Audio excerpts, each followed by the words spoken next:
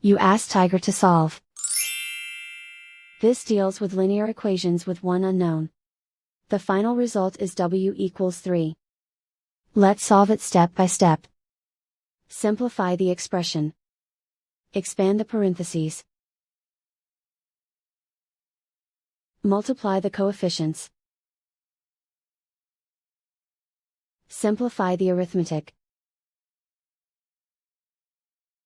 Group all constants on the right side of the equation. Subtract 15 from both sides. Simplify the arithmetic.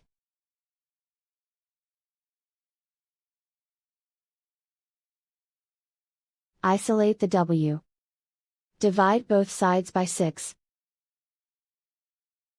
Simplify the fraction.